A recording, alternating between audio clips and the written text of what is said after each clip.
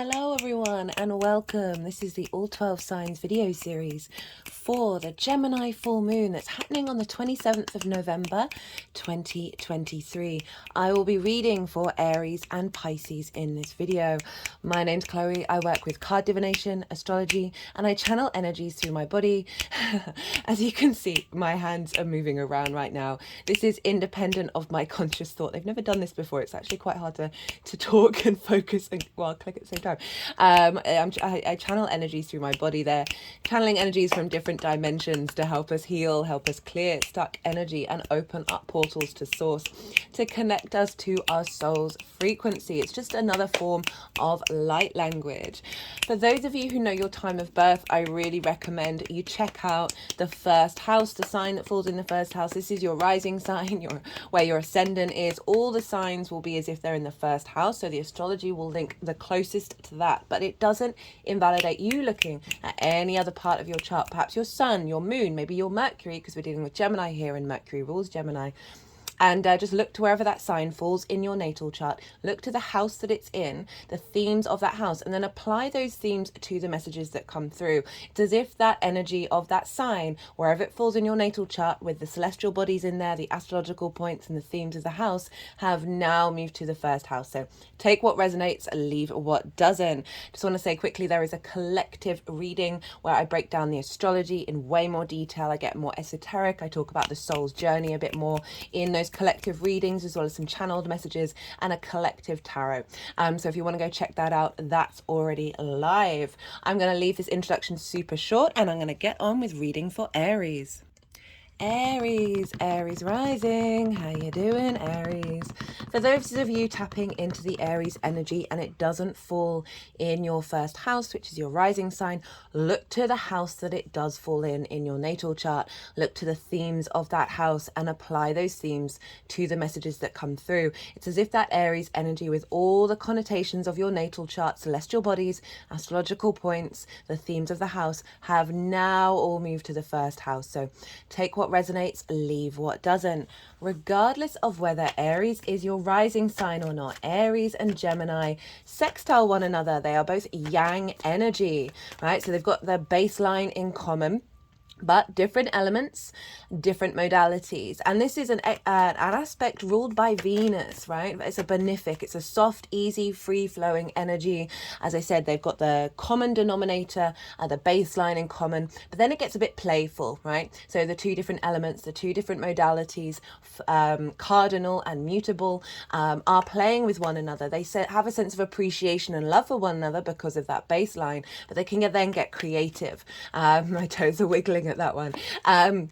And that's what Venus is trying to bring in, just this sense of appreciation and value between these two signs, and then build on each other, and because they're coming at it from different angles, different elements, different modalities, but they're able to sort of understand each other. So this is where the creativity can come in with a sextile. I am pulling cards for 3 different piles. The first pile is the lead up to this full moon. So this is coming from the Gemini new moon that happened in Gemini season. So the last 6 months of what you've been working through, what got seeded at that new moon, what's kind of coming to a completion energy, as well as just generally everything that you've been working through in that Gemini area of your life. The second pile is the energy download that's happening around the full moon. So that's what I like to focus on in these readings. It can relate to things that are happening to you around the full moon, but I see lunations as portals, right? It's the sun and the moon coming in either conjunction with one another or opposition. And these are very pivotal luminaries in for Earth beings, right? So we've got the conscious and the unconscious coming together, the vision and the intuition coming together. And so the moons for me are like downloads. We get downloads at the time that then unfold moving forwards, whether that's a new or a full moon. So the second pile will be the energy download that's coming on the full moon. So even if you're watching this after the event, all of this is still going to be long-term messages, because I work with the 6-month cycle of the new to the full moon, the full moon to the new moon, of the same sign, and then constantly in loop. Yes, there's a little crossover from the new moon that we had in Scorpio and the full moon in Gemini, but I really like to focus on that more longer term cycle. The third and final pile is the energy, how that energy of all of this is going to manifest moving forwards. So you get a sort of an idea of what's being cultivated over the next coming 6 months.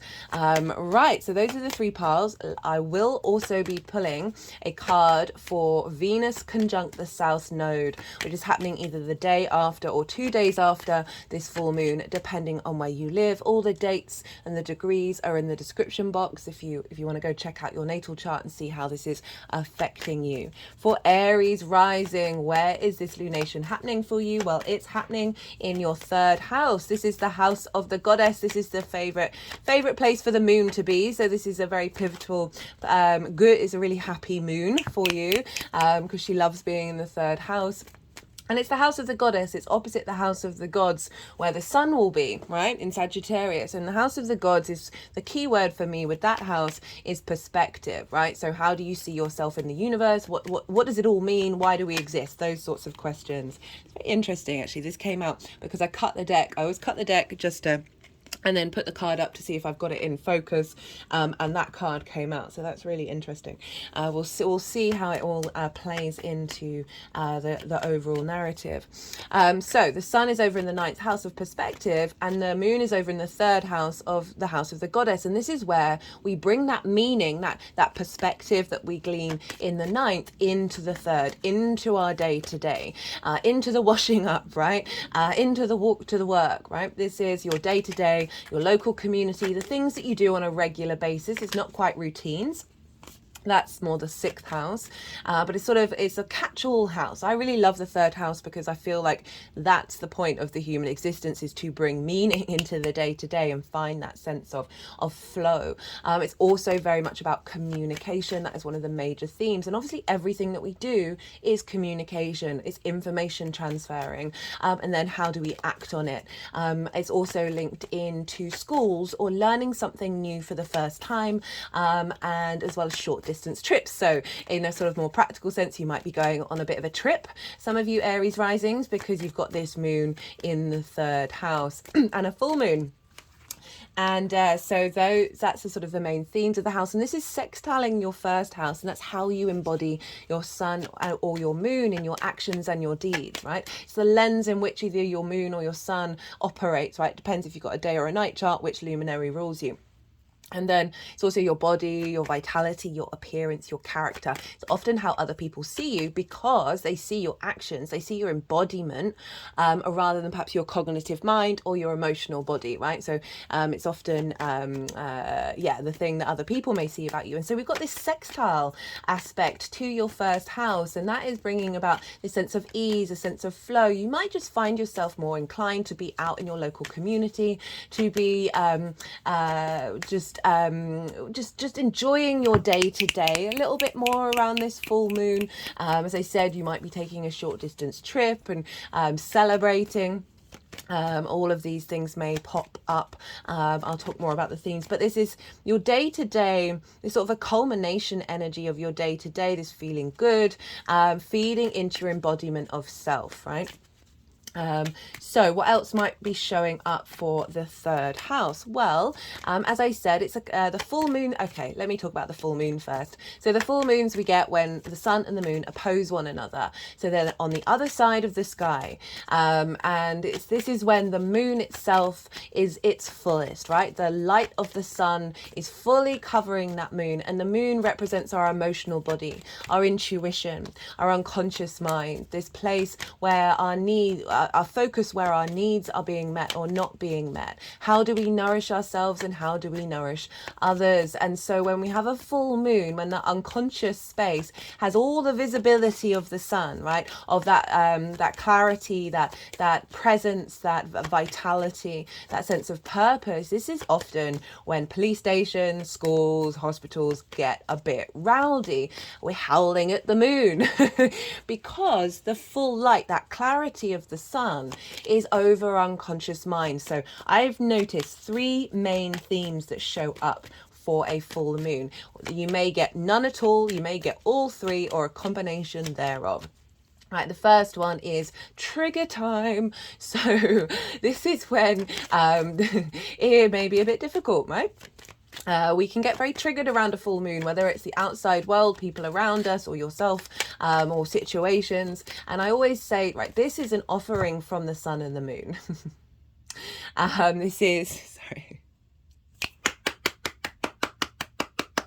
This is an offering from the sun and the moon saying, hey, there's something in your unconscious mind that you might have taken a while to get to. We're now going to activate a trigger to help be in observance of that trigger, right? It's like observer principle, where you're then able to go, okay, I can see, why am I triggered? And try and get to the root of it. It's asking you to go on an exploration of self and understanding, is this even important to me? If it is, why is it important to me? Trying to get into the fundamentals of it all.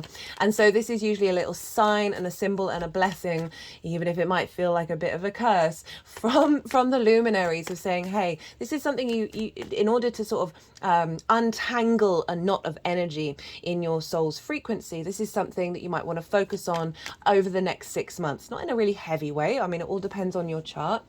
I mean, this is making a positive aspect. The moon is in her favorite place, so it feels a lot. There's a little bit more ease to it. But there may be something that comes up that may feel like really discombobulating at the time, but it's actually asking you just to sit with it, and not shame it, not hide from it, but just being like, okay, what are you trying to tell me? Right? It always makes me think, when I talk about this, of dream therapy. Like in lots of different practices of dream therapy, it doesn't really matter what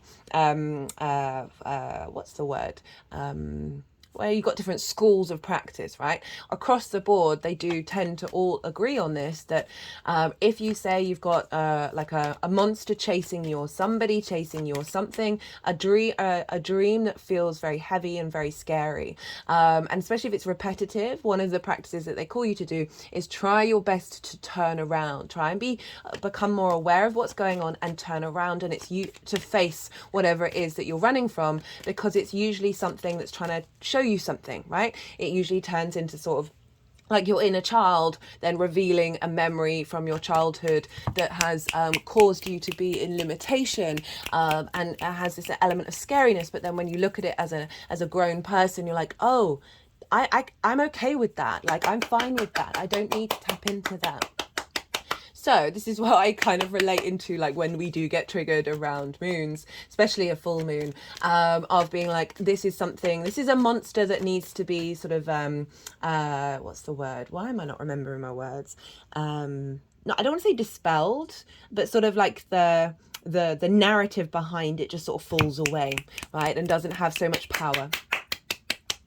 We've got the box card here. These are some oracle cards. We've also got the Merkaba over there. I've got a stack underneath my phone. I always pull oracle cards before I do the collective reading.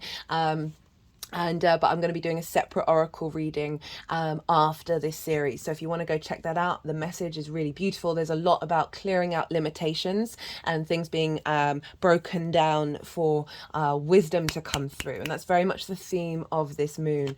It's very playful, but there's an element of seriousness and there's some galactic energy involved. There is a collective reading. So if you want to go check that out, as I said in the introduction, that's when I get a bit more esoteric, when I start talking about the soul's journey, more channeled messages come through, as well as a collective tarot, and I break down the narrative of the astrology, right? That blueprint for the full moon. So when I talked about the second pile of like what energy download is coming through, if you want to check out that collective reading, that will just give you a broader understanding and depth to what's coming up in pile 2, so you can apply all of that information if you want to from that collective reading.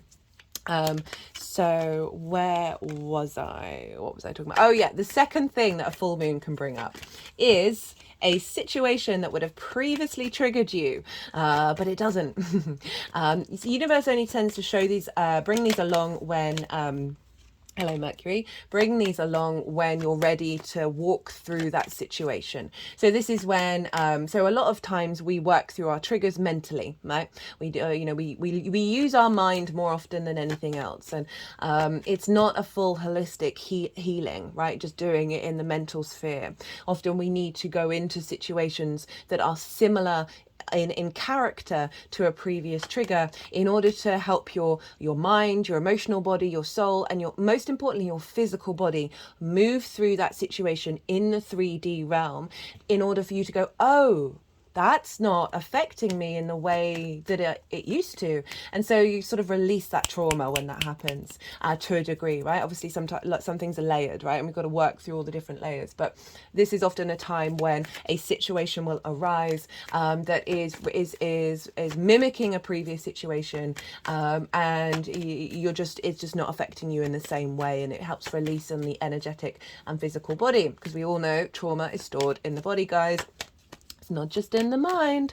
And then the third thing is celebration. This is a culmination of all the work that you've been doing, a sort of the light of the moon, the flow, the intuition on point, celebration, activation, culmination, a real sort of height, something's at its height, at its peak, and sort of, so you'll get clues about that in the lead up as well, because we tend to feel the full moon in the lead up and afterwards.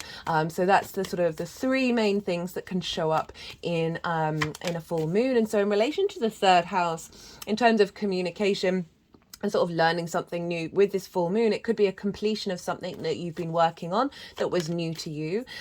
It may be just a real sense of satisfaction in your day-to-day life, right, in your local community.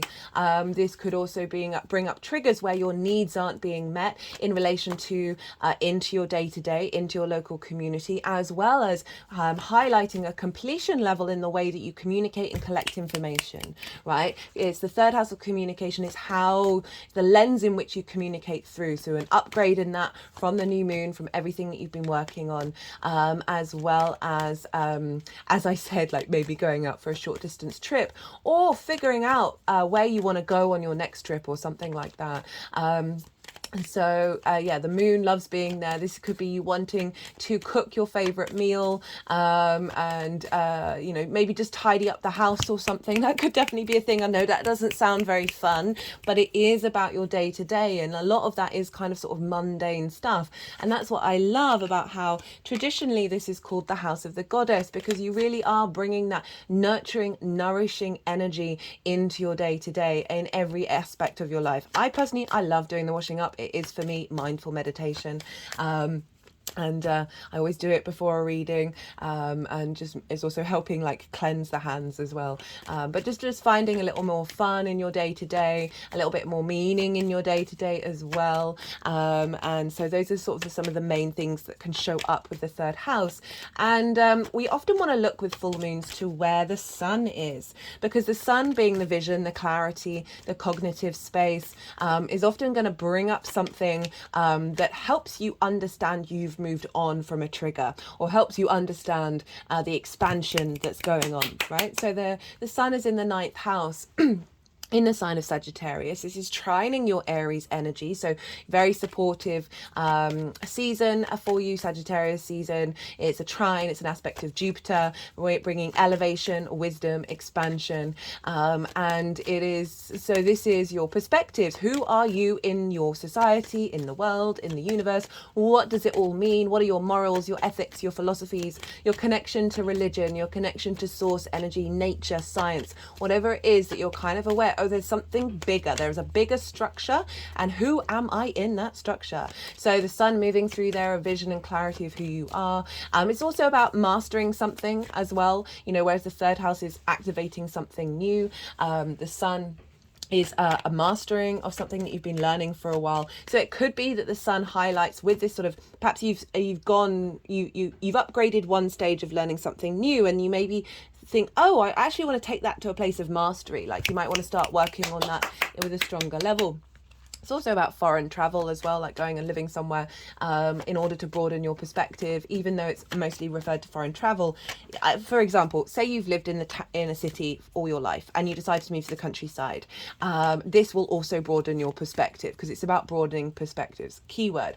So the sun may be giving vision and clarity about who you are in the universe that then helps you bring meaning into your day to day. It could be a release of some distorted view of who you are, that is then clarified by your local community or your day-to-day supporting you and showing you a different way and showing you the truth of who you are in the universe.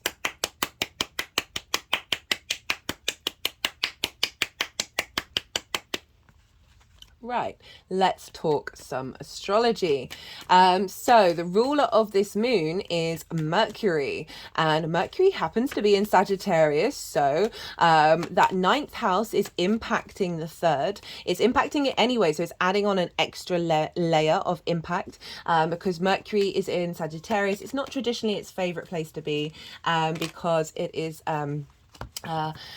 Mercury likes details, where there's a sense of knowing with Sagittarius because it's ruled by Jupiter. And so I've certainly noticed with Mercury being in Sagittarius that there's just a softness around my thought process. I'm not necessarily, I'm more, a little bit more vacant and in contemplative state than like a very racing mind. I've got the racing mind at the same time, but I've just noted a bit more space, a little bit more softness in the way that I'm speaking, and certainly potentially not getting hold of the right words, and finding joy in that, right? Really finding joy in that rather than beating myself up. And the joy comes from the fact that Sagittarius is ruled by Jupiter.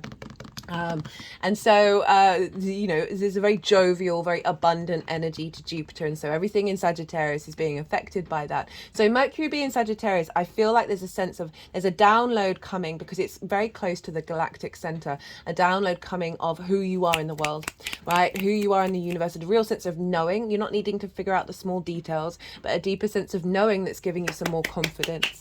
So speaking of Jupiter, so even though Mercury is the ruler of this moon, it's actually being influenced by Jupiter, and Jupiter is over in Taurus. Which for you is in your second house of how do you value yourself? Most importantly, the things that you value, your skills and your resources to manifest in the world, right? Regular income.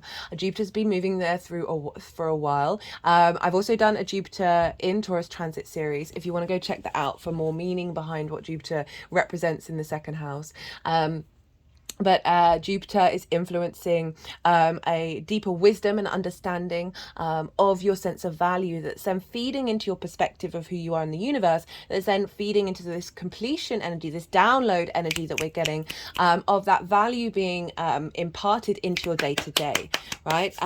Jupiter is in the sign of Taurus, which is ruled by Venus. So we actually, even though this is a Mercury-ruled moon, Venus is the one, like the end point, like the head of command right now, because she's in her own sign. Everyone else at the time of this full moon are in different signs, not their own home. And all those signs link back to Venus, because Venus is ruling Taurus, which is ruling Jupiter. And so then Jupiter is affecting Sagittarius and Pisces, and then all the planets in those signs and the signs that they rule all lead back to Venus. And Venus is coming into conjunction with the South Node. And Libra is opposite you, Aries, in your seventh house of one-to-one relationships, intimate friends, one-to-one clients, business partners, long-term romantic relationships, as well as your relationship with Source. She's going to be conjunct the South Node. So this is a big transit for you, Aries rising, or if you've got an Aries sun or a moon or like a really pivotal planet, you've got the nodes either opposite you or conjunct you. I've also done a nodal series for Aries and Libra. It's got its own playlist, so it's really easily accessible. I break down the major themes of North Node in Aries, South Node in Libra, all of that stuff. You might want to go and check it out because all the eclipses are happening either conjunct you or opposite you, and this is a big transformative cycle which you're not going to get for another 18 years until the North Node is in Aries again. So you might want to go and check that out. So Venus in Libra, with the South Node, she's going to come into conjunction with it, is helping us release old contracts around social interactions, what one-to-one relationships mean to you, and how are you represented in that. So it's really interesting that Jupiter's over in your house of value, Venus is over those one-to-one relationships, right? And they're pretty crucial in our lives. It doesn't have to be romantic. It can be, that sort of level of intimacy and being seen on a one-to-one basis is really valid and really important in the human psyche. So Venus is really supporting a release of limitations that have been blocking you in order to set your day-to-day open, right? And able to find that meaning, find that joy, find that play of the Gemini energy in your day-to-day. And yeah, there's a lot more going on. I forgot to mention Mercury's also making aspects to the nodes, as well as squaring Neptune. And this moon, the sun and the moon, Mars is conjunct the sun, and this is all square Saturn. I talk about this in way more detail in the collective reading. I'm trying to keep this short. And so let's just focus on, so Mercury's making aspects to outer planets and the nodes. So this is a real pivotal imprint that's happening with this full moon. And then the fact that we've got this very playful, very faith orientated, a sense of knowing, but playing and enjoying different information. It's all square Saturn. And Saturn, for you, Aries, is in your 12th house, your hidden house, your house of mysteries, right? So we've got this manifestation energy of your legacy, your integrity, your commitment, your dedication of Saturn in its favorite place in the sign of Pisces. I've also done Saturn in Pisces direct series, so that's a longer term cycle that started, when was it? I think it was the 4th of November. But Saturn loves being in the 12th. So you've got the moon in her favorite place, you've got Saturn in her favorite place, and you've got the sun in its favorite place. I forgot to mention the sun loves being in the 9th house. So you've got these very strong planetary placements when they're in a very happy place of bringing about transformation in your unconscious mind, clearing away limitations around trauma responses and limiting beliefs, right? And underneath all of that is the magic of your soul. So Saturn is really activating this sense of commitment to play and to faith. And that's such a beautiful thing, because that's arguably how we should be walking through the world, of like from this really grounded space of just knowing that we are the universe manifest in individual form, and then playing with the world around us. Okay, so they've put the deck down, which means all the cards that want to come out so far have come out. I'm going to go quiet and soften my mind. I'm going to let the energies move through me. We've just had the yang action day side of the reading, the stimulation, the extrovert, the go, go, go, all the information, all the action. And now we're going to have the yin night rest side of the reading, where you're going to let all that information just settle in your unconscious mind. I call you to soften your mind as well, and just see what intuitive hits come up. I'm going to let the energies move through me. They're going to do some energy work and put the cards into the 3 piles. And as I said, I'll then bring the tarot into the astrology.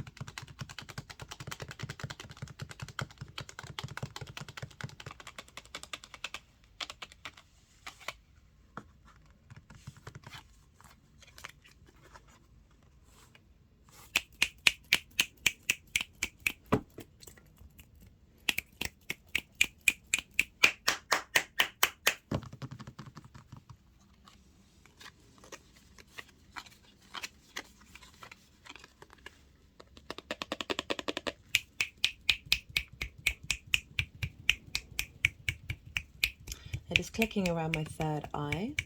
So they're clicking around the Queen of Swords, third eye, crown chakra, and now over the Page of Cups, third eye as well.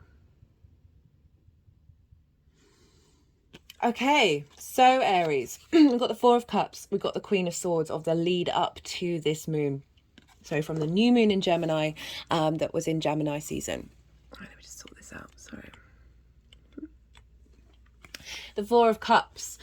This is an interesting card to show up for the third house, right? So it's this figure, and there's a stagnant energy, there's a melancholy, there's a sort of very protective energy, you know, they're just sort of hold, you know, when you see someone holding their arms like that, it's a very sort of like the wall is up.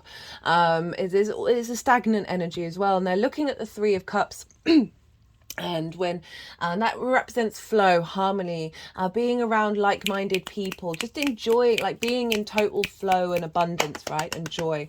And very interesting, I was clocking that the fact that we've got the Ace of Cups here, and then we've got the Page of Cups as well with a singular cup, and then they start doing some energy work with it. So with this card, it's kind of, I can understand with the third house of perhaps just feeling a bit like flat in your day-to-day, just not really getting that momentum up and going, or just noticing what other people are doing and not really feeling like you've got anything to offer, that your flow is out of balance, right? Your day-to-day is a little discordian and or just a little heavy.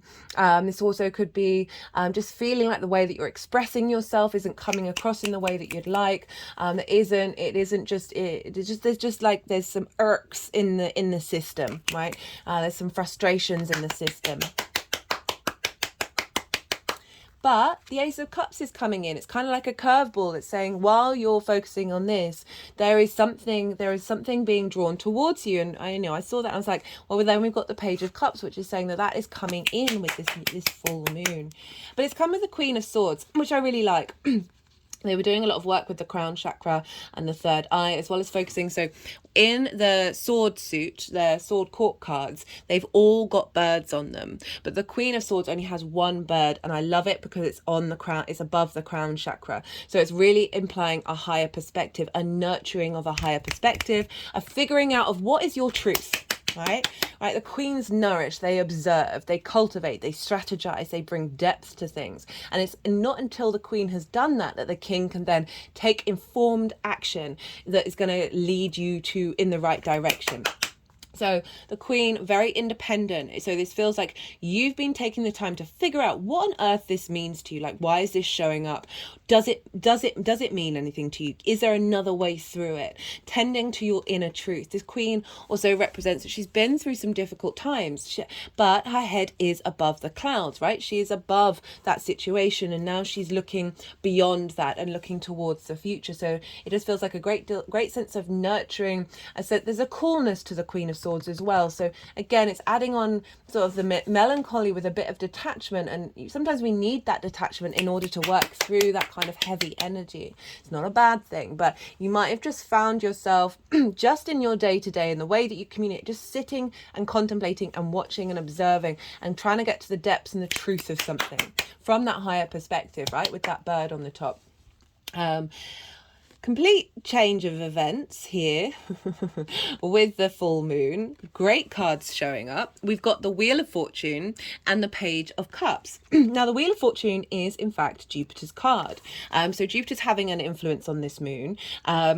And it's showing up here, and the Wheel of Fortune is saying this energy which you've been putting the dedication into, right? You may have been observing emotions in your body, but from a higher perspective, but it's still, there's a heaviness here and there's a coolness, right? There isn't as that spring in the step. And the Wheel of Fortune is saying that there's a big energetic shift happening, right? There's the wheel is now turning up, right? There's a sense of fate coming in of whatever you've been working through.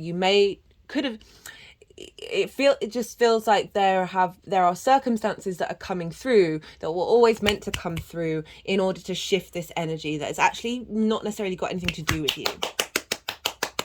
right? This is always about things that are beyond, like the big world stuff, like things beyond your control that you're not supposed to micromanage. But just in general, if you're talking about the energy download of a shift, of being able to now not be on that defensive, not see the lack of flow, but find whatever like fraction of flow that you have and be like, yes, that's there, that's absolutely there. And the more that we focus on that, rather than we've always got to have a process of working through this, but rather than getting fixated on it, this is shifting any of that fixation energy. And then it's coming with the Page of Cups, which I love, because this is the house of communication. This is the house of your day-to-day and what you're doing, and finding curiosity and love and creativity and strengthening your intuition, right? Pages bring messages. So it really feels like there's a shift of energy that's allowing this more creative, fun, playful energy. You see here, the page is talking to a fish. So if we think about the weirdness, the strangeness of the universe, right? Things that are peculiar, things you may not have noticed before. It feels like your heart is opening up to be able to see those messages, hear those messages, interact with those messages, be that messenger yourself from this shift of vibrational frequency. It's helping you be able to embody the playfulness of Gemini, the rather than perhaps the extremes of either side, right? This is very, very playful energy, and really positive with that shift turning of like offerings, and right, there's a curiosity to pages. They're the youngest court card. They're so excitable. Right, they're really excited about their day-to-day, right, in the third house, excited to communicate. There isn't this heaviness, that this doesn't feel heavy, it just feels like that's been a process, right? And there's a lightness here coming in, and then, goodness me, look at this. This is quite something. So we've got Mercury, we've got the Magician, the ruler of Gemini, coming up and saying hello. So after feeling depleted, not necessarily feeling like you're in your flow with that Four of Cups, now the Magician comes along. The Magician is all about flow. Look at the figure of 8, the infinity symbol above their head. It represents flow, and that the ability to ebb and weave through life, right? And ebb and weave through your day-to-day, ebb and weave through what it is that you're communicating, not get stuck on anything. It's also a very strong manifestation energy card, right? The Magician is understands the resources it has around it, in order to create in the world, right? Understanding that it's both an internal and an external process, right? So understanding your internal resources, understanding clearly what you have to offer in the external, and being able to take action on it and being manifest. This is a very sort of, as I said, a very creative energy, and it's fab showing up in the third house, which is kind of like your mundane day-to-day stuff, right? And so I really love this energy of you like finding your vim, finding your vigor.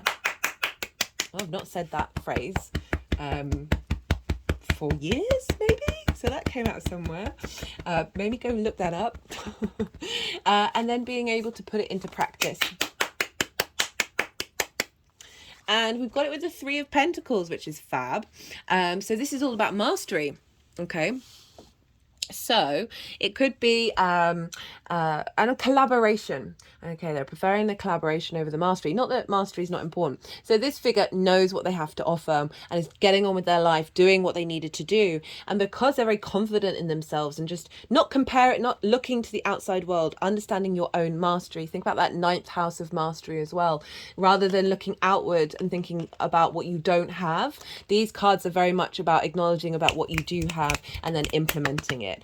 So not only does this figure understands their own resources and their own skills, but is able to then draw towards them similar vibrational frequencies who have different skills in order to create something beautiful and long lasting. So we've got the sort of the mason, we've got the architect, and then we've got the monk. They're building a church, right? So they're all coming together in order to create in the world. It's making me think about the local community, and perhaps this new process, this new download is activating you being in collaboration with other people in a way that is facilitating your expansion from your local community. This can also be the skills that you have, sorry, not skills, the way that you communicate. There's a sense of mastery coming in, that through that communication you are creating something beautiful and long lasting within your vessel, within your day-to-day, finding the joy in your day-to-day, and really mastering that.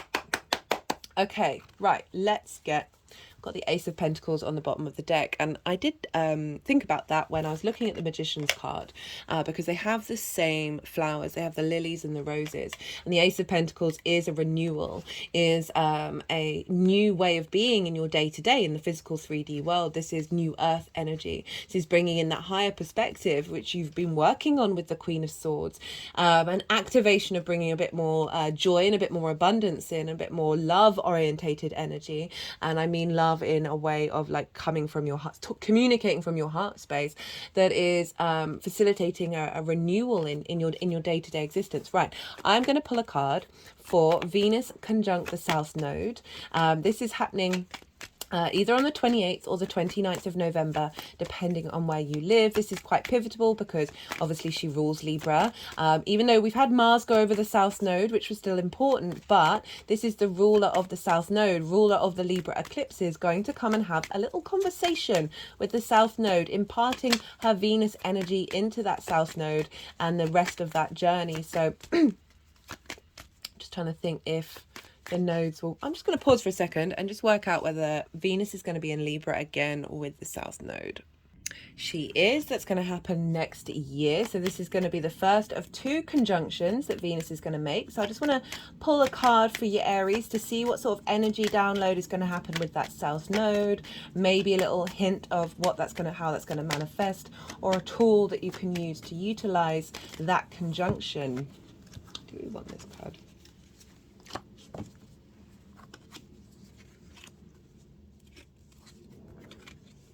Well, we've got the Hermit card. They just seem to want to do some work with it.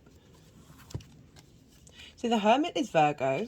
The Hermit is about your individual wisdom. Okay, what I really like about this with the South Node in the 7th house, right?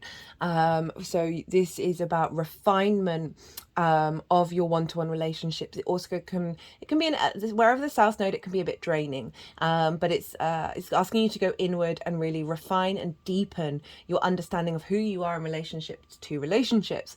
And we've got the Hermit, which is very much South Node energy, all right, of going inward, of figuring out your deep innate wisdom, and not necessarily getting sidestepped or overwhelmed by other people's agendas.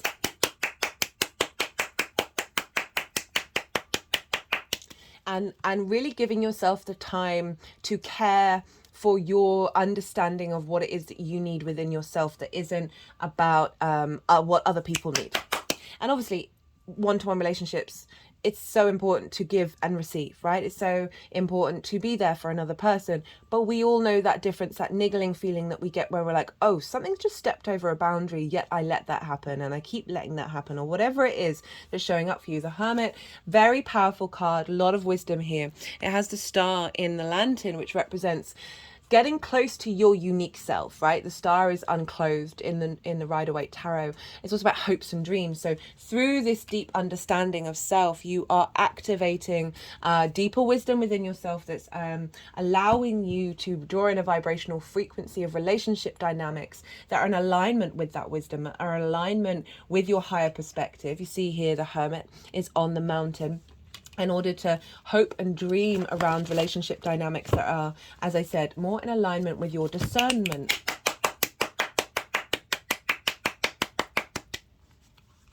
I'm just thinking about how Venus is Friday. Friday is Venus Day.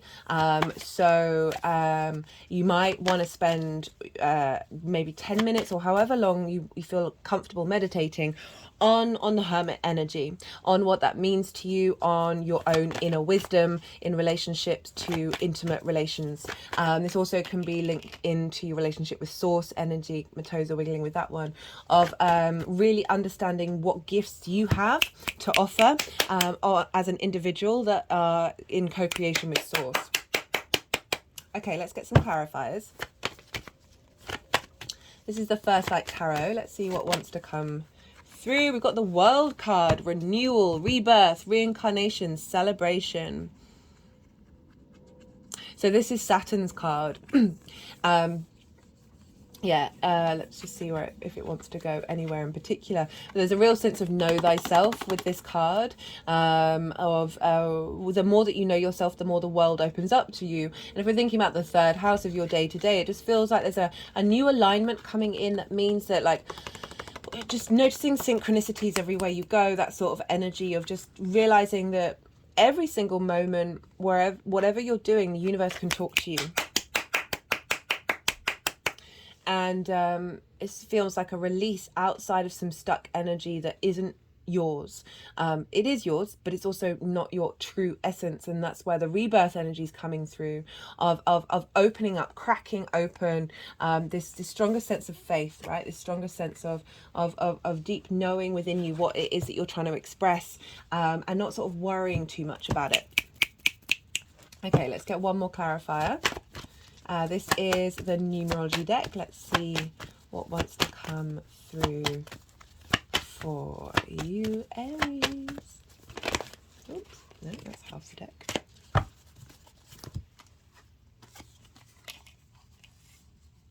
Okay, they're focusing on the sort of the box card, which is about limitations, blocking, and the World card is the final card in the major arcana. It feels like a completion of certain limitations that are then going to be broken open.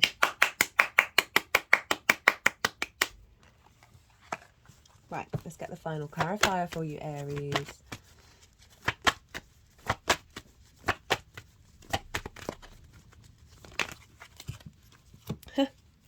Got change and compassion. So compassion of where you've been and what's happened and what's gone on, and being able to sort of separate yourself away from that. Not necessarily separate, but sort of acknowledge what's happened and transition, right? The death card's at the bottom of the tarot. And we've got change again, so more transition, more movement away from certain dynamics that haven't been fulfilling, right? That Four of Cups is an acknowledgement of not feeling fulfilled. And but I do like the fact that change card has shown up, because that can be a really stagnant energy, and it is saying that there's some love coming in, and I mean love from that sense of curiosity and imagination and a deeper intuition of really feeling comfortable in your own skin on a day-to-day basis. Okay, Aries, I'm going to leave it at that. I hope you enjoyed the reading. If you did, don't forget to hit that like button. All interaction with the channel helps the algorithm, helps push it out there into the world. Be good to yourself, Aries. Be good to those around you, and most importantly, be well until we meet again. Pisces rising. How you doing, Pisces? For those of you tapping into the Pisces energy and it doesn't fall in your first house, which is your rising sign, where your ascendant is, look to the house that it does fall in. Look to the themes of that house and apply those themes to the messages that come through. It's as if that Pisces energy, with all the connotations of your natal chart, celestial bodies, astrological points, themes of house, have now all moved to the first house. Take what resonates and leave what doesn't. Right, regardless of whether Pisces is your rising sign or not, Pisces and Gemini energy, they're both mutable. So that means we get a square going on. A square is an aspect of Mars. And Mars squares can bring about conflict, drama, and frustration, winning at all costs. And why is that? Well, with a square, there's your Pisces, you are yin in nature. Gemini is yang in nature. Pisces, you are water. Gemini is air. But the modality is the same. So the two bottom levels are different, but the top level is the same. So you're the same modality. So this is kind of the energy of, like, both sides think they do mutable in the best way, right? So this is where the sort of frustration can come in. However, the other side of a square, right? This is a 90-degree angle. Push your fingers together at home and feel that pressure there, right? This is friction. Without friction, we wouldn't have atoms bumping up against one another and creating time and space. So this is high manifestation energy in this 3D realm that we're very consciously aware of, right? So this is called a hard aspect, and so it just involves a little more work. There may be a little more steps that you need to take compared to, say, a sextile or a trine, but in general it is really like, it's like being forged in the fire with a square. So I'm pulling cards for 3 piles. The first pile is the energy leading up to this full moon. So that's coming from the new moon in Gemini that we had in Gemini season to the lead up to this full moon. So the journey that you've been on. So we'll get a sort of understanding of what you've been working through and where you're at. The second pile is going to be the download energy of the moon itself, this big full moon that we're having. And I like to focus on so for me, lunations are like energy downloads. There's sort of portals that we receive downloads at, and so this is sort of the second pile is the energy of that download, right? Even though it's a full moon, it could be a completion, but it's still information and a download that we then incorporate from the full moon in Gemini to the new moon in Gemini next year. I work with sort of the bigger 6-month cycles. Yes, there's incorporations around from that new moon in Scorpio to the full moon now. We get a little extra bonus level activated, but I like to focus more on the longer term cycles. And it also could, you know, be representing what's going on for you around the full moon itself. The third and final pile is how all this energy is going to manifest moving forwards. I also will be pulling a card for the Venus South Node conjunction that's happening either on the 28th or the 29th of November, depending on where you live. This is a big transit because Venus rules the South Node at the moment. So they're going to be talking to each other. So I'll be pulling a card to see what that's all about.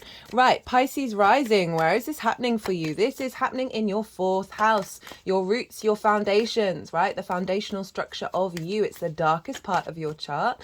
This is your parental figures, your ancestors, both blood and spirit. This is the things that you do in private and the roof over your head. So you've got this big full moon, this completion, this activation, the brightest light of the moon shining on your 4th house. This might mean you might be spending some time at home in private, maybe having friends over or whatever it is that you want to do, or maybe spending time by yourself in private and just really basking in that full light of the moon. Right, let's talk about what might be getting activated. So for me, I find that there are 3 main themes that show up with a full moon. They may not show up at all 3, or maybe 1, maybe 2. But so the first theme is trigger time.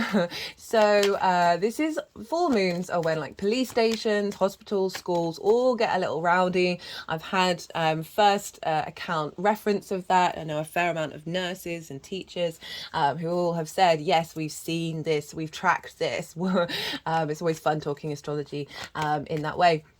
And so this I see, even though it might be discombobulating, even though this might be a bit frustrating, it is a blessing, a gift sent from the luminaries, right? This is, and why does this show up? Well, the moon,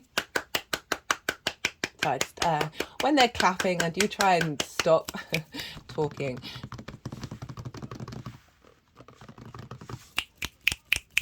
Okay, they're being quite insistent on this. I'm going to the Merkaba card here. There's some oracle cards on the table.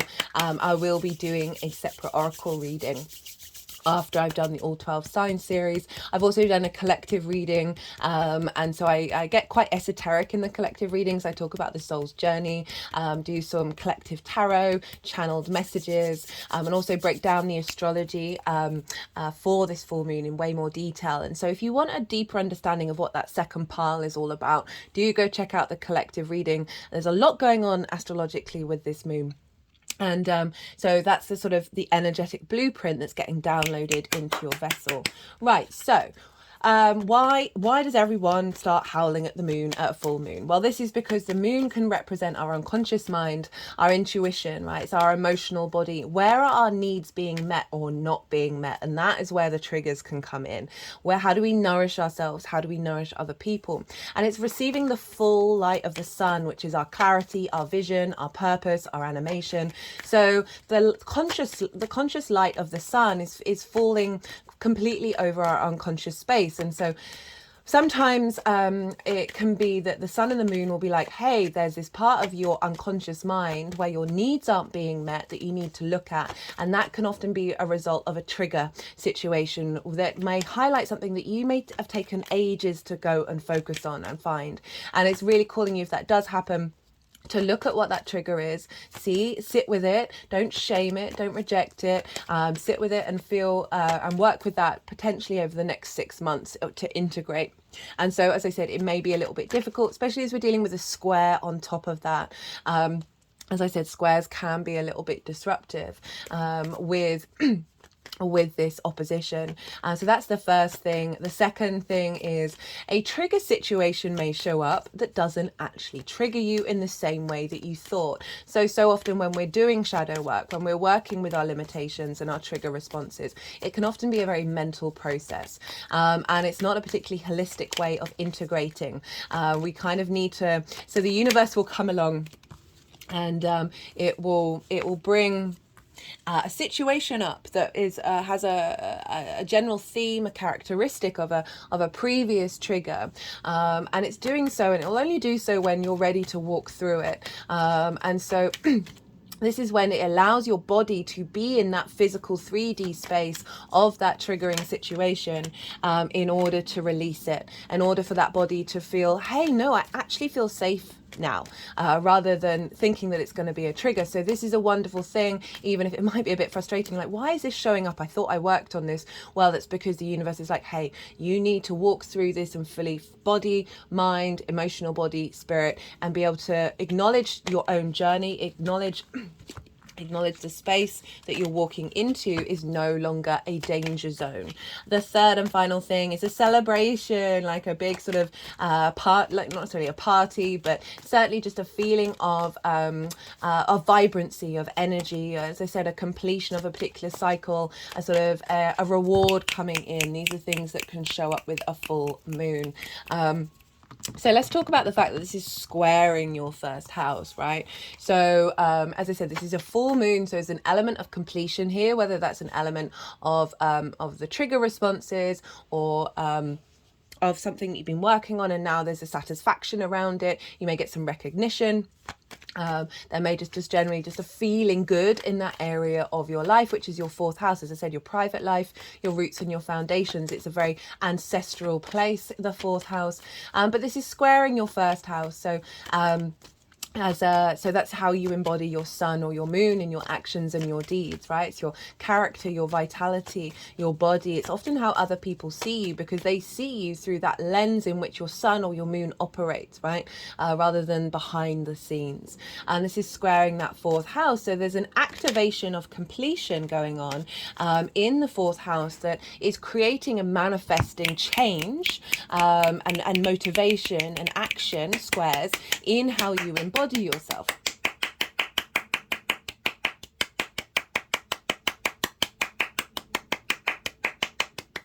It's both a very playful moon, yet it's mixed with some galactic energy and some seriousness, right? So it's as it, you know, it's right. So what could be going on? We've got the sun over in your 10th house of your career, your life purpose, your reputation, how the big outside world sees you. It's the most visible part of your chart. And so often where the sun is will give clues. So it's the visibility of the sun in the 10th will give clues about what's going on in the 4th. So it could be that you've been working through home life balance, right? Home work balance.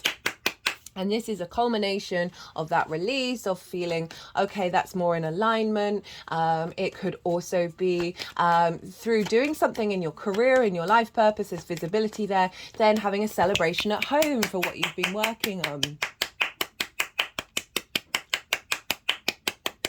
It can also highlight imbalances in work and home life, right? As I said, those trigger responses or something happening at work that makes you realize, oh no, I need to now focus at home. I need to go to my roots and make sure that I'm grounded in order for me to facilitate my career and my life purpose. As I said, ancestral work. I feel like there's some downloads coming in from your ancestors, from your bloodline, a clearing away of limitations that may have been held around that ancestral connection. That is going to be, as well as resources and gifts from your ancestors. I kind of like that one, that are coming into fruition. Oh, really like that one.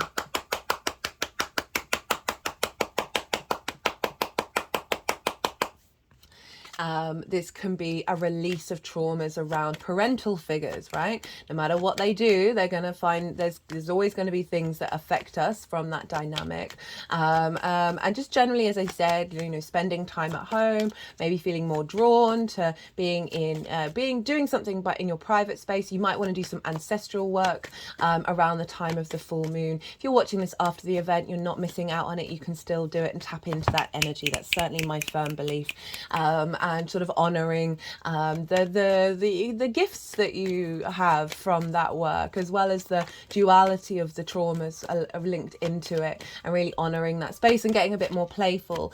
This moon is very much about faith and play, and this sense of movement, this sense of fluidity, and being really open to new dynamics coming through.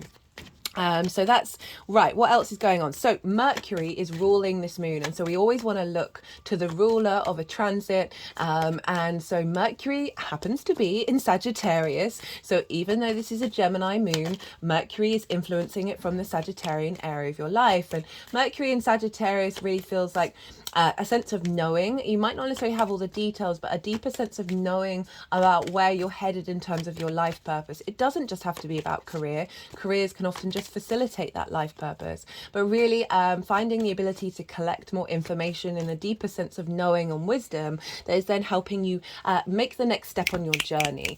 And that is influencing this full moon. So maybe some of you who work from home, you might get a bonus come through in relation to your career. That means that you can celebrate in your home life. That means you're a bit more comfortable in your home life. And so Mercury, as I said, is in the sign of Sagittarius in your career. You might get a boost of understanding about how to be in balance between home and career, life purpose. It might find there's a deeper meaning in your roots and your foundations that is facilitating this further growth in your life purpose as well. Mercury, as I said, is in the sign of Sagittarius. It's making some really strong aspects, which I break down in way more detail in the collective reading. I'll touch on them very, very briefly just to let you know the sort of significance of this moon. Mercury is making very positive, soft aspects to the south and the north node. And so it's really in harmony with that eclipse cycle, and acknowledging that particular journey with this moon as well. It's squaring Neptune, which very much feels, which is in your sign Pisces, which feels like an activation of and a manifestation of a new vision. We had the trine with Neptune in the Scorpio new moon that was bringing about wisdom and elevation, and now we've got the activation and manifestation of download codes for that divine plan of self, right? Of how you embody yourself into your career. Mercury is very, very close to the galactic center. It's about 2 degrees away. So it's felt like there are some master plan activation codes coming through for us all. That's why I said, like, even though this is very playful with Gemini and Sagittarius, right? Very in its own flow, there is an element of there's a higher energy coming in that is bringing about that ability to have faith in yourself, deep faith in yourself, and then therefore be playful at home. Be playful in the way that you move through your private life. Be playful with your parental figures, your ancestors, the people that you live with. Mercury's in the sign of Sagittarius, and so we want to look to where Jupiter is, because Jupiter rules Sagittarius, because Jupiter will be influencing Mercury, and Jupiter's over in Taurus, which for you is in your 3rd house of communication, your day-to-day, your local community. It's the house of the goddess. I've done a Jupiter in Taurus transit series if you want to go check that deeper meaning of what that's all about for you, but Jupiter's expanding your ability to understand how you communicate. Is expanding your desire to bring meaning into your day-to-day. And so that's a lovely influence of not only your private life, so let's take it back. So your day-to-day, your ability to communicate and express yourself and find meaning in your day-to-day is feeding into Mercury, who's downloading some plans from the galactic center to make sure that that meaning and that wisdom and that expansion is part of this elevation of whatever it is that you're doing in with your career and your life purpose, and that is all feeding into your roots and your foundations of making sure you've got strong foundational space in order to cultivate this.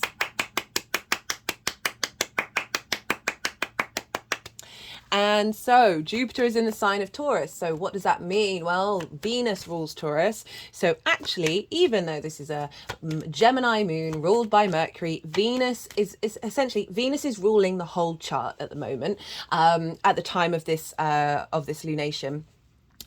Because all the other planets are in lands that are not their own, and Venus is the only one who's in her own land, which means she's not being governed by anybody else. Everyone else, there's a chain of energetic transfer. So we actually want to look to where Venus is as the sort of where the buck stops, right?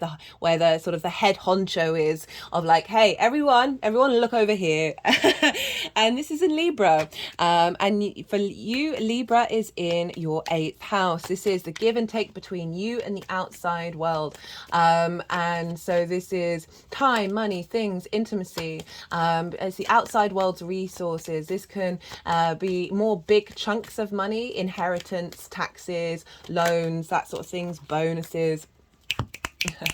Maybe some of you are getting a bonus, which which wouldn't be far off, or just like an unexpected amount of money as well. It's also like it's 3D inheritance as well as cosmic inheritance. Okay, so we've got some very galactic energy, and we've also got that 8th house of like the communication, the exchange between you and source energy and you and different dimensional spaces. And so Venus is facilitating and making sure that there is flow and grace and love and appreciation of your engagement with the outside world's resources, right?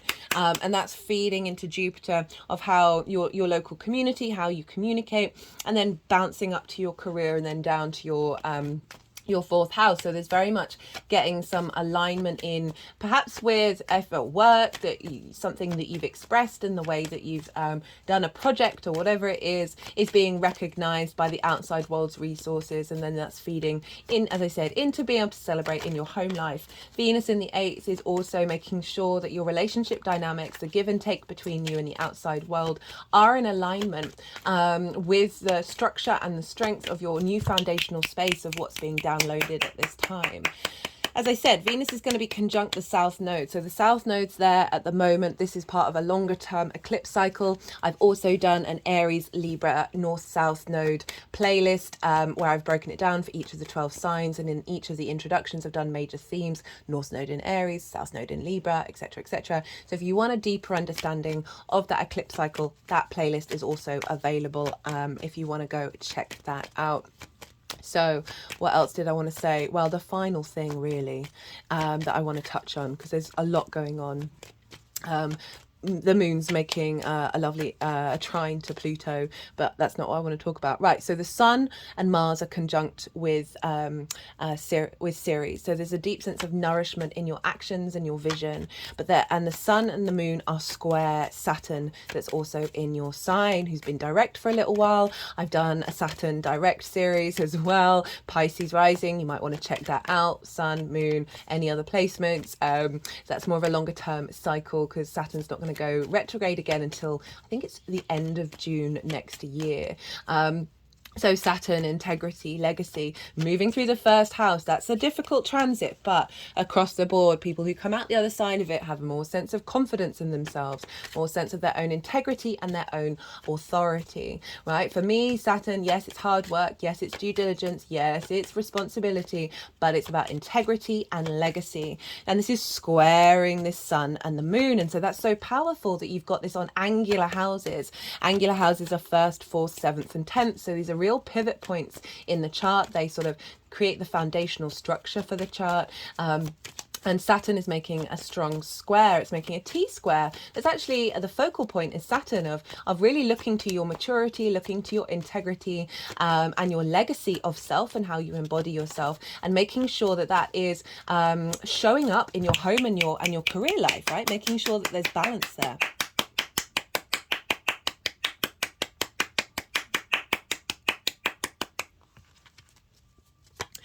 I've only touched very briefly on all of the astrology, as I said. If you want to go check out that collective reading, especially Pisces risings, because this is, or you've got Pisces in any of the angular houses, because this is sort of activating quite strongly, I do recommend checking out that collective reading, because we don't get lunations in the four corners, in the four pivot points very often. And they do tend to have a bigger effect on us than, say, other lunations. I mean, it varies. It just depends on the energy. So they've put the deck down, which means all the cards that want to come out so far have come out. I really recommend checking out where your sun or your moon are in your natal chart and the houses that they're in and the themes of those houses, because that's going to potentially activate in your own personal experience beyond this general reading. Right, I'm going to go quiet. We've just had the yang day action side of the reading, the go, go, go, the stimulation, all the information, all the action. Now we're going to have a little bit of yin night rest time. I'm going to soften my mind and go quiet. Let the energies move through me, and they're going to move the cards around. They'll do some energy work, and then they'll put the cards into the 3 piles, and I'll come back round and I'll bring in the tarot with the astrology. I call you to soften your mind as well. You've just had loads of information. Don't try and force it, right? Don't overthink it. Just let it all soften and digest into your unconscious mind, and then see what intuitive hits are coming up for you. Right, see you on the other side, Pisces.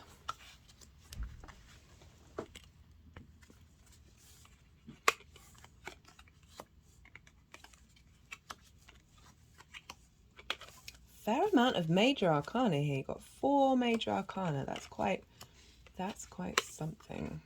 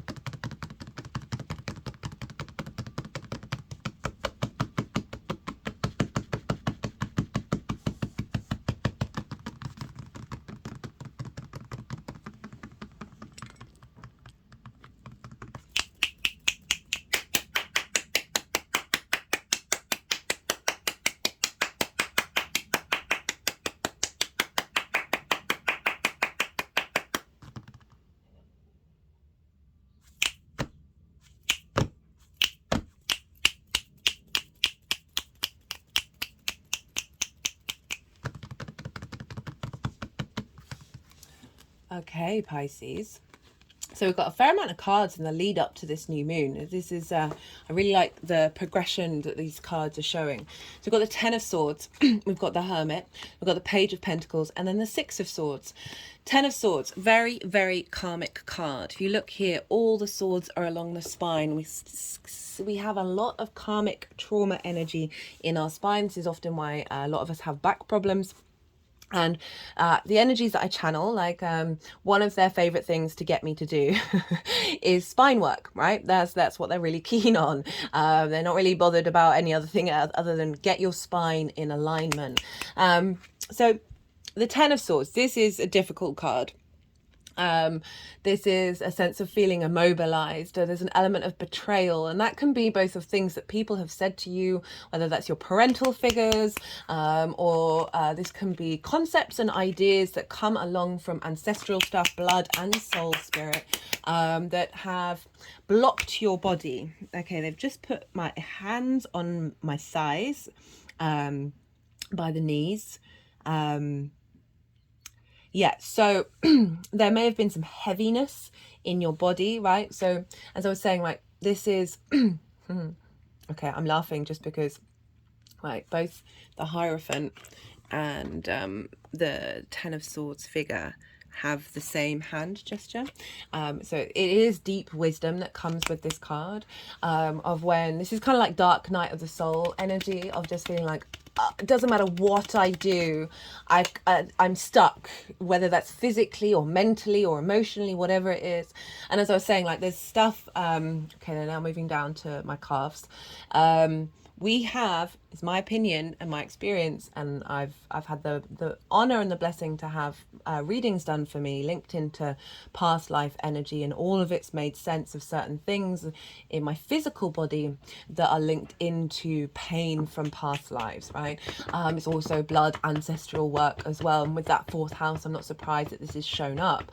It often does in the fourth house when I'm reading for the fourth house. That there is there's just things that you think are to do with you that aren't to do with you, but they are to do with you, but they're also not to do with you, and it can feel very confusing, and you can just feel like, well, how do I even move from this situation? It seems so alien to me. Oh, right, just had an energy release at that one. So Ten of Swords, but come with the Hermit. This is a great combination. It's actually making me a little bit tearful. The Hermit is about going inward and finding your deep wisdom within yourself. They're standing on a mountain. It's representing a higher perspective, but taking the time to work through this energy, taking the time to sit with this immobilization in order to find liberation.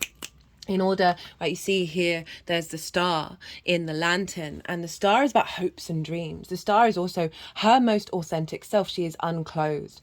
And this is what the Hermit carries with them to guide their way of the aim, the goal of where we're headed, right? For the star card, it feels very galactic, very earth energy combined, of really finding the strengths and the wisdom. This is in grey. Grey represents wisdom. Finding that wisdom within yourself in order to help at least understand or navigate. We've got some navigation energy come through. Whatever this energy means for you in that fourth house, as I said, this could be a difficult time in your private life. This could be potentially things coming up around parental figures. I'm not surprised with Saturn being in your first as well, because that does help you. It does question your own inner authority from a very personal space, and that can be bringing up a lot of things that are happening in your foundations, and really being able to navigate them. I keep saying the word navigation. Right, we've got the Page of Pentacles with the Six of Swords. Six is very protected. Page of Pentacles following this, love this, right? So finding messages, finding new ways of thinking about your 3D realm. Oh, big energy release at that one. Pages are very excitable, but what I'm really getting is messages. Having gone into the depths, having gone into your own inner space, that you're perhaps receiving messages, you've been receiving messages from the universe to let you know that you're co-creating, that you're on the right path of navigating away from this immobilization, right? And it's come with the Six of Swords. As I said, six is very protected. You are being, this is the lead up.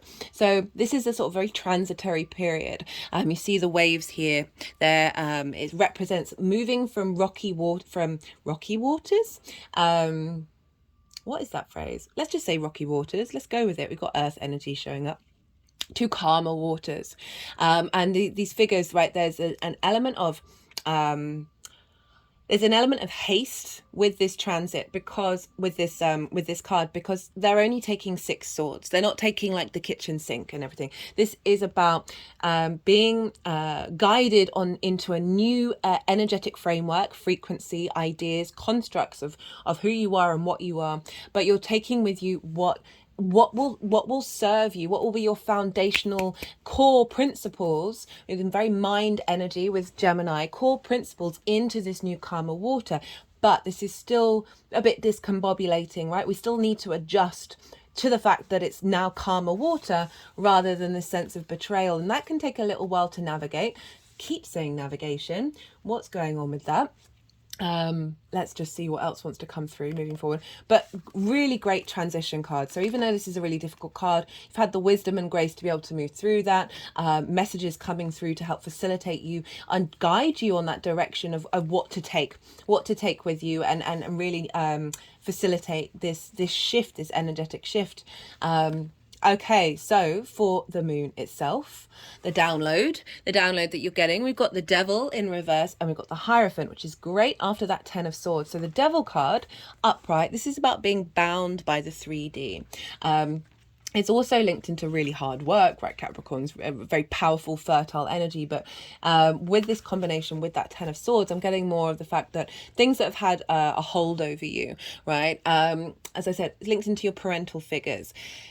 There's a lot of trauma in the fourth house. There's a lot of trauma in the fourth. I mean, there's trauma and blessings in every house, but the fourth house has a lot of trauma. So it can be, and trauma links goes into limiting beliefs, trauma responses, addictions, right? Neglect of self. And so I love the fact that this is showing up in reverse of like whatever's been going on, whether this is your own internal mind stabbing yourself in the back, whether it's certain other people or ideas, or just general like, who am I, what on earth is going on? I really like the fact the Devil's shown up in reverse with the Hierophant. The Hierophant is Taurus, where Jupiter is. As I said, this is about your ability to bring meaning, bring wisdom, bring a sense of abundance into your day to day.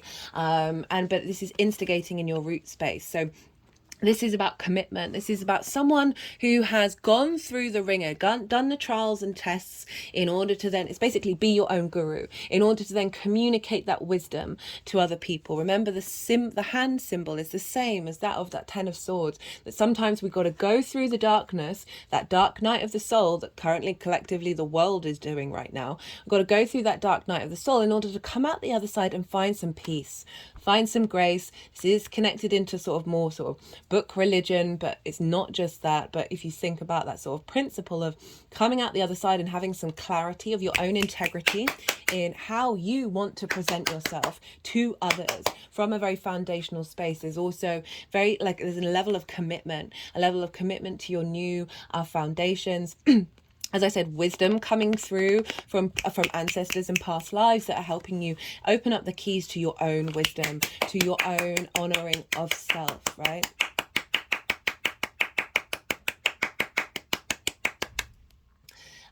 And having broken out of some of the limitations, the box card is here from the oracle cards, which is all about what boxes do we put ourselves in. Gemini is all about not being in boxes.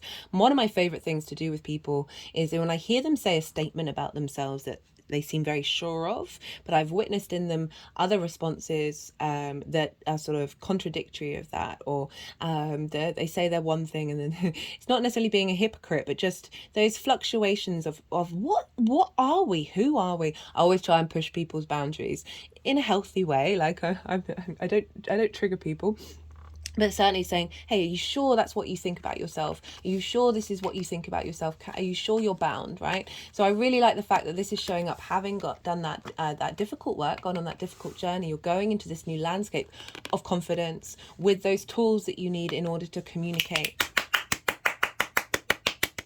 And I was linking this into the 10th house as well, wasn't I? So as in terms of your career, of like that strength of foundations, that commitment to your new foundational space. And this is like communicating your confidence, your authority to other people, right? Saturn, 10th house.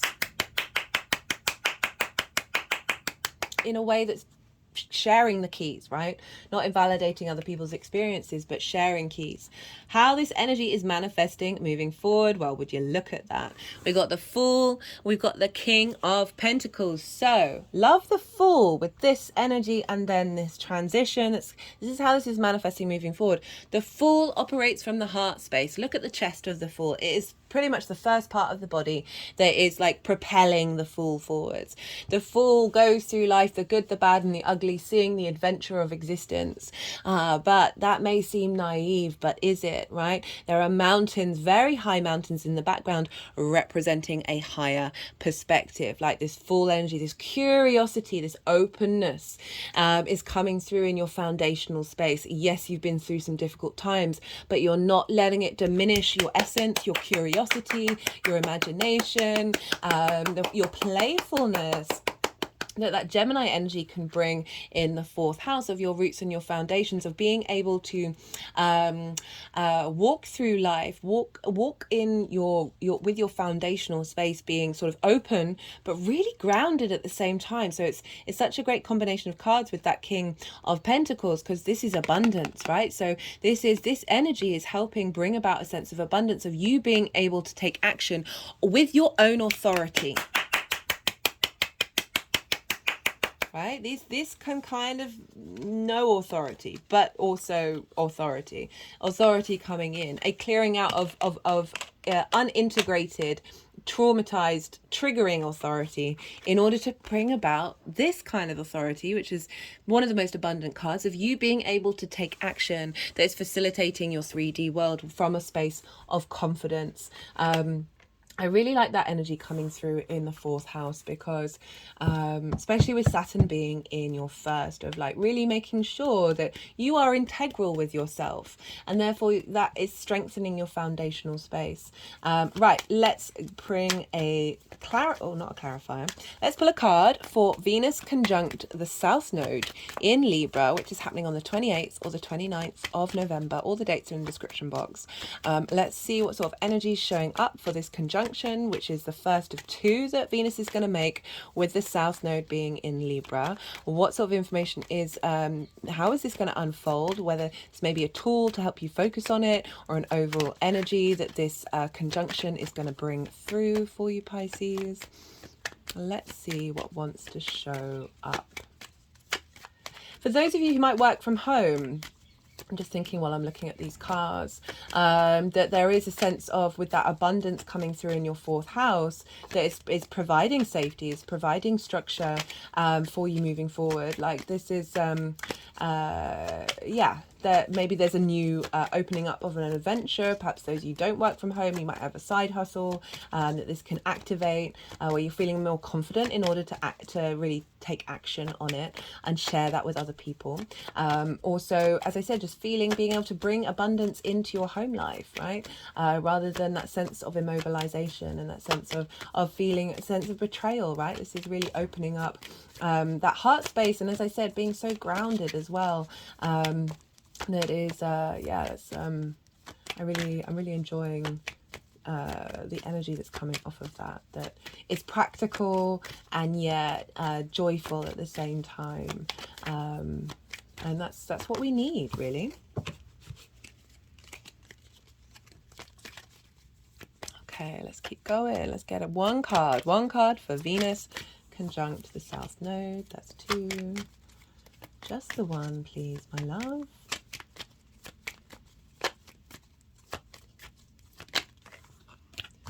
I mean, that's 4.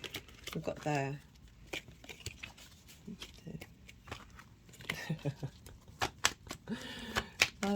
right, there's another message coming through with that Hierophant.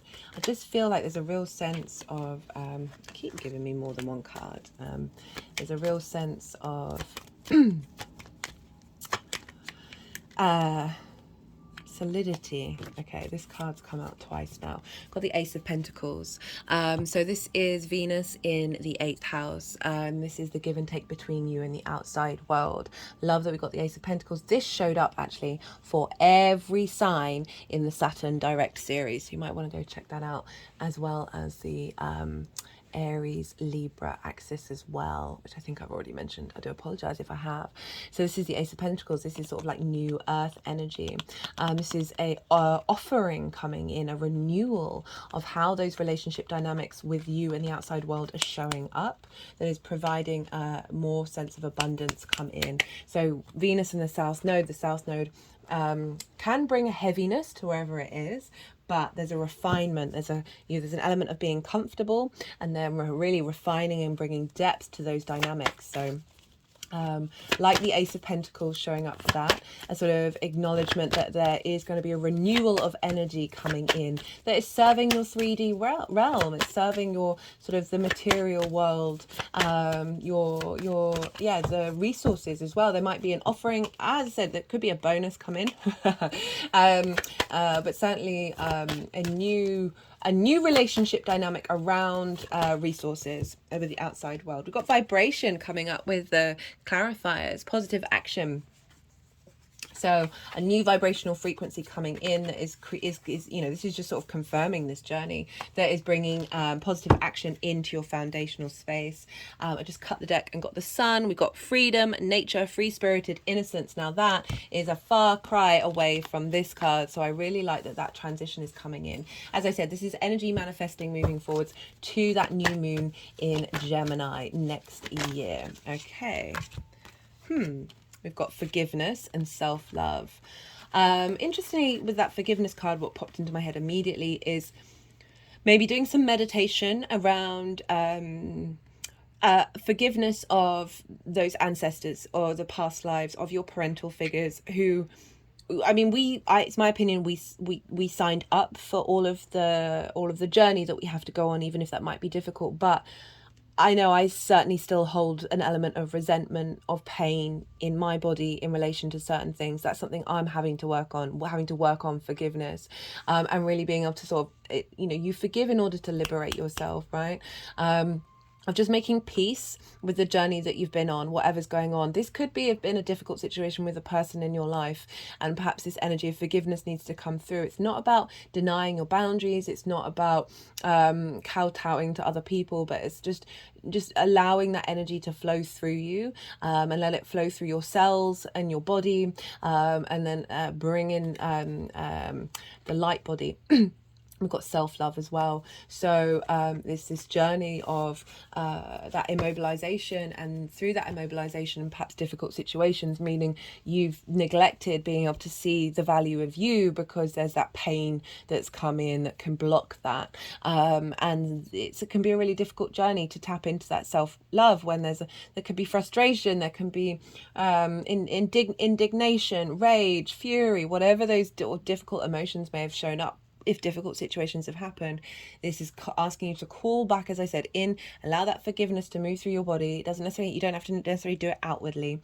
As I said, maybe do some ancestral work and just make peace with any so it is my opinion that the human being is a phenomenal tool of clearing trauma and transmuting cycles.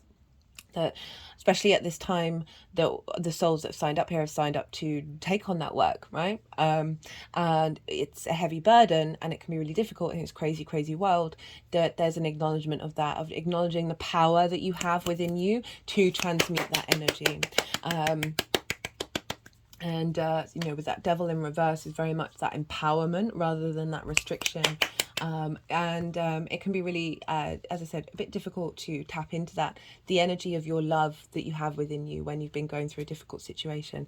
But it is the power of love, guys. Go Google that song. Right, I'm going to leave it at that. That was I wouldn't say it's a heavy reading, but I certainly feel a mixture of emotions in my body right now in relation to that. I've noticed I'm speaking a little softer. I realize that there might be some tenderness in this environment that needs to be returned inwards and outwards during this journey. You are a wonder, Pisces. Thank you for being and taking on the work that you've been taking on. I'm sure it's, yeah, anyway, I'm not going to go into too much. Anyway, right. Pisces, be good to yourself, be good to those around you, and most importantly, be well until we meet again.